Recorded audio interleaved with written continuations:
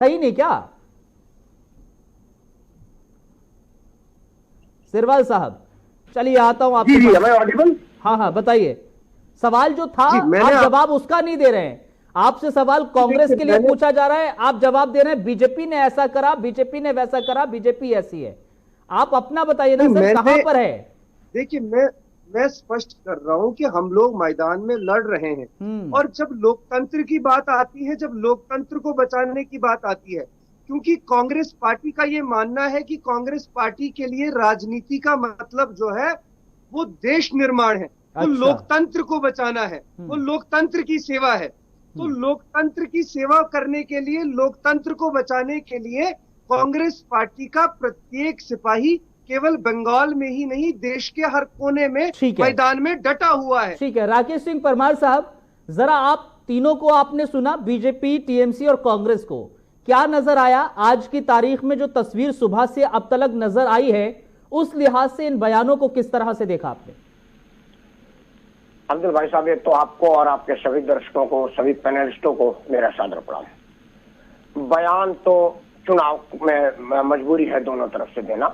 इतनी bumper voting, मतदान ये बताता है कि वहां पर फ्री एंड फेयर इलेक्शन हो रहा है। कहीं अगर बम बारूद चला होता तो वो अपनी जान जोखिम में डाल के कोई मतदान करने नहीं जाता है। आपने बताया कि 80% से ऊपर मतदान को खौफ के अंदर किया हुआ मतदान नहीं कहा जाता। आप हमारे यूपी बिहार में आके देखिए मतदान का खौफ क्या होता है। तो ये सब बयानबाजी, पोस्टरिंग हो रही है 2 मई के बाद का कि किसको क्या बोलना है, ये इसमें कहीं कुछ नहीं है। ममता जी जाकर वहां धरना पर बैठ रहे हैं, वो भी राजनीति है। वो 1:30-2 बजे तक आराम से, मतलब आधा देर तक वो इंतजार की कि सब देख ले कहाँ है। उन लोग जहां लगा कि मुझे यहाँ जाना चाहिए, यहाँ पर मतदान ज्यादा भाजपा के पक्ष में हो रहा होगा, क्योंकि वो शुभेंदु उनके अपने लेफ्टिनेंट रहे हैं, तो उनके सूचना देने वाले, भाई सरकार में तो ये मुख्यमंत्री तो वो यही न करे भाग, तो उनके अपने तंत्र बताए होंगे कि भाई यहाँ कोई ज्यादा, और उन्होंने सोचा 2 घंटे डिस्टर्ब कर देते हैं। इतना ही राजनीति है, क्योंकि इसमें कोई केस बनेगा नहीं। तो आप यही कह रहे हैं कि ममता बनर्जी ने रणनीतिक तौर पर धरने पर बैठी जाके वो देख रही थी कि क्या कुछ हो रहा है, क्योंकि हमने भी देखा दोपहर तक बिल्कुल शांत माहौल था उनके, जहां पर वो रुकी हुई थी उनके घर के पास कुछ नहीं हो रहा था। वो सूचना एकत्र कर रहे थे कि कहाँ मुझे जाना चाहिए, मैं क्या। देखिए ममता बनर्जी घोर राजनीतिक है, इसमें तो कोई दूर नहीं। देखिए उनके साथ किसी का लगाव हो सकता है, किसी को विरोध हो सकता है, बट वो राजनीति की पक्की और मजी हुई खिलाड़ी है। ज्योति बसु को उन्होंने डिफीट किया हुआ है। उनके राजनीतिक कूटनीतिक ज्ञान पर तो मैं रिश्ते भर भी संदेह नहीं कर रहा। तो उनको क्या करना था, उन्होंने पहले लेखा जोखा तैयार किया, पूरा नक्शा बनाया, स्क्रिप्ट तैयार किया, उसके बाद वहां जाकर के धावा बोल दी जहां वो थोड़ा पिछड़ रही थी, शुभेंदु का मतदान बढ़ रहा था। मुख्यमंत्री जाएगा जब कहाँ भी, चाहे वो करवा के, तो सुरक्षा लाओ लश्कर का होता है तो भीड़ हो जाएगा, डिस्टर्ब हो जाएगा, वो उन्होंने किया है। ठीक है ना। आपने जो कांग्रेस वाले भाई से पूछा था प्रश्न, वो नहीं बताते, उसका वजह क्या पहले जान लीजिए। कांग्रेस पूरी दमखम से बंगाल में आएगी, हालांकि वो सिर्फ 92 सीटों पर लड़ रही है, तो है ही नहीं है। बीजेपी कहाँ है? 250 में 92 सीट का क्या मतलब है? सरकार बनाने का तो उद्देश्य होता तो 250 पर लड़ते। 200 मतलब 92 मतों, अगर 92 जीत जाएंगे तो सरकार नहीं बना रहे, तो वहां पे नहीं है। क्यों नहीं है अभी वो देख लीजिए। सवाल ये है ना कि अभी केरल में कम्युनिस्ट के साथ उनका मुकाबला आमने सामने है, 1 to 1 मुकाबला है, जैसे यहाँ पर तृणमूल और भाजपा का मुकाबला है।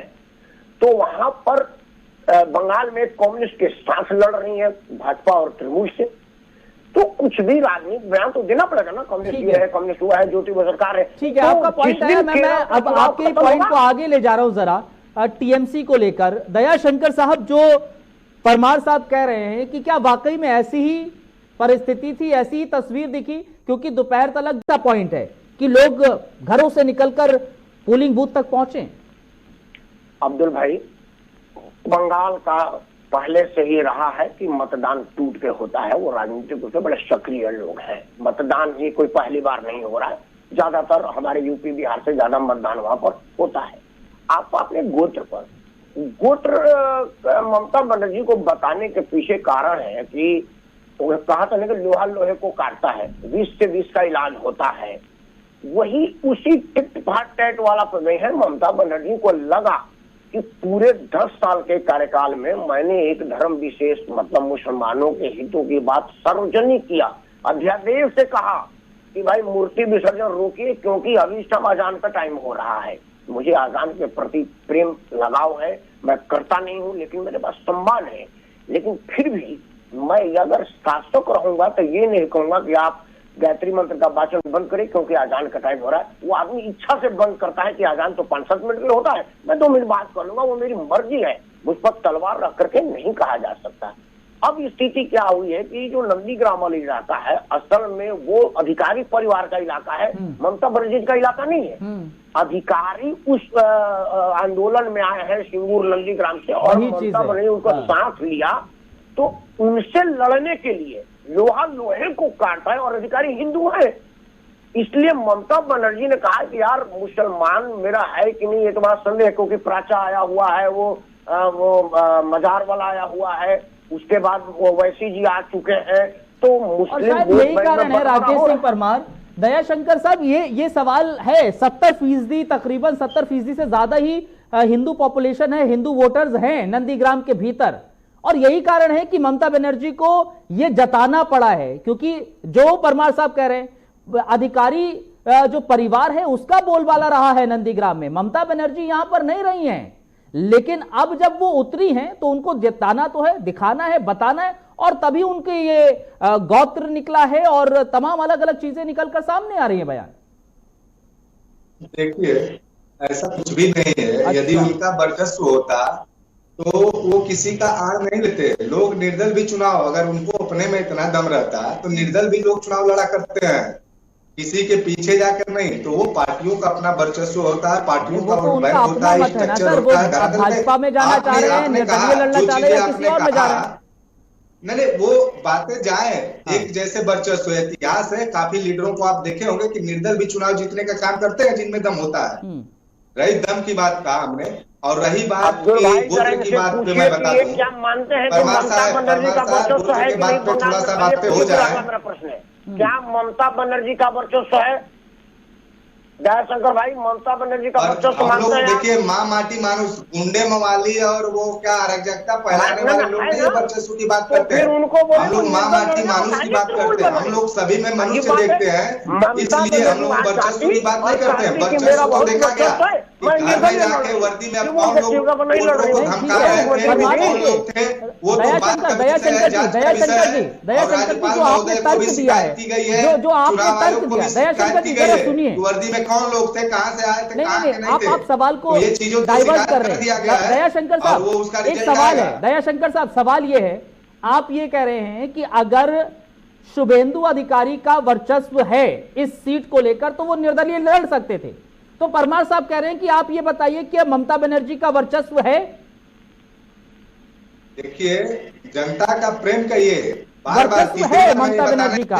सर, ममता बनर्जी का वर्चस्व है पश्चिम बंगाल के अंदर या नहीं है सर? वर्चस्व नहीं, प्रेम इसको कहा जा सकता है, दीदी के प्रति अकूट प्रेम। तो वो भी तो निर्दलीय लड़ सकती थी ना सर, ये कह रहे हैं परमार साहब। जो व्यक्ति, जिस व्यक्ति की खुद पार्टी को बनाया हो, पार्टी जिसकी चल रही हो, तो उसको निर्दल लड़ने की जरूरत नहीं है। जिनके ऊपर कोई केस अभी आप कह रहे हैं ना सर, और क्लीन छवि के हैं, और आपको पता है कि जो शारदा नारदा घोटाले मशहूर हुआ करते थे, वॉशिंग मशीन में जाकर धुलने वाले नहीं है।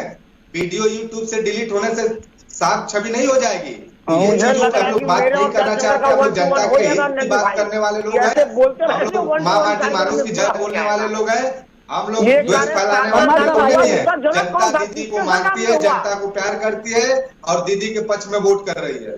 परमार साहब, मैं कह रहा हूँ दयाशंकर भाई बोलेंगे ना फिर हम ही दो बोल पाएंगे। इनका प्रश्न ऐसा होगा कि मुझे बोलना पड़ेगा। भूल रहे क्या, दो पत्रकारों के बीच में आप हैं, फ्रेम भी देखिए, आपके दोनों तरफ ऊपर नीचे पत्रकार पाए हैं, दोनों को दोनों। आप कह रहे हैं कि शारदा नारदा, वो किसके नेतृत्व में शारदा नारदा हुआ? ममता जी की सरकार थी, ममता जी उसकी मेन विक्टिम तो वो है, सरगना है। ये तो सब प्यादे थे, अगर थे तो।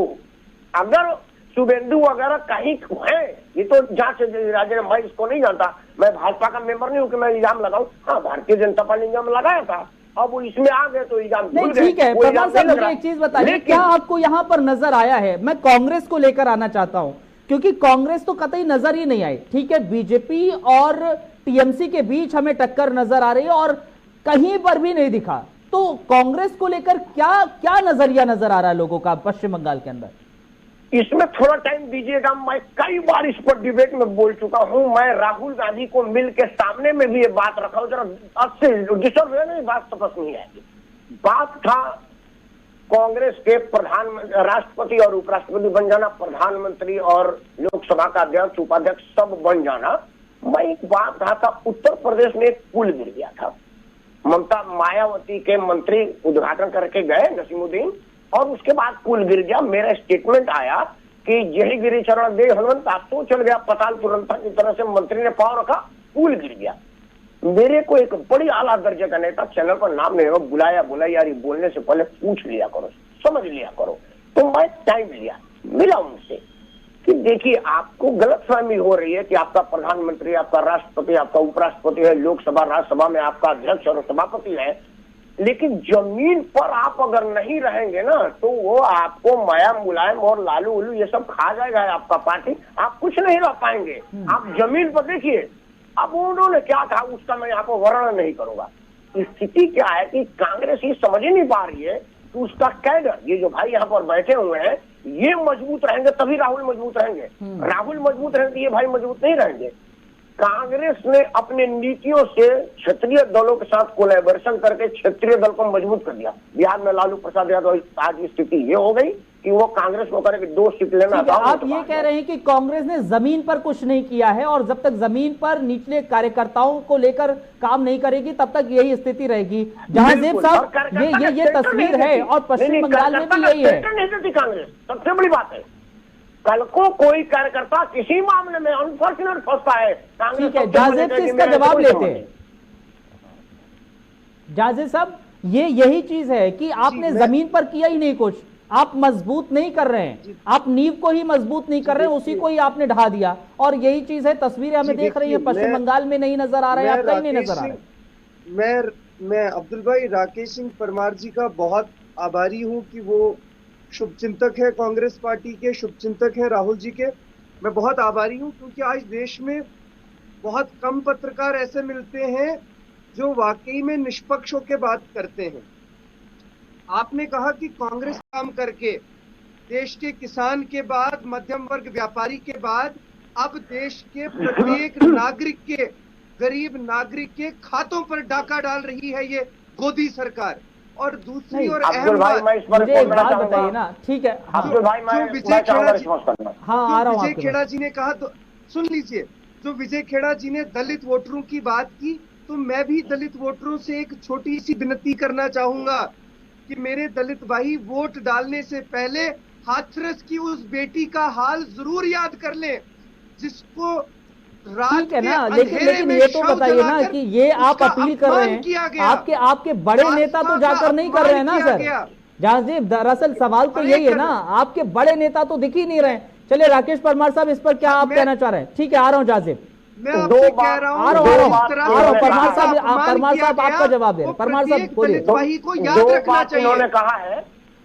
एक बात, ब्याज दर पर जो सीतारमन ने किया है उसको तुरंत वापस भी ले लिया है।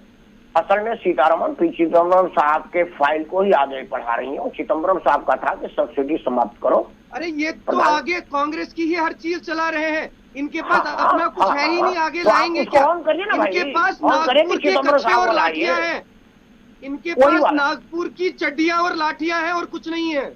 कोई बात नहीं, तो ये वाला मौन करिए कि वो चिदम्बरम साहब वाला, पहली बात।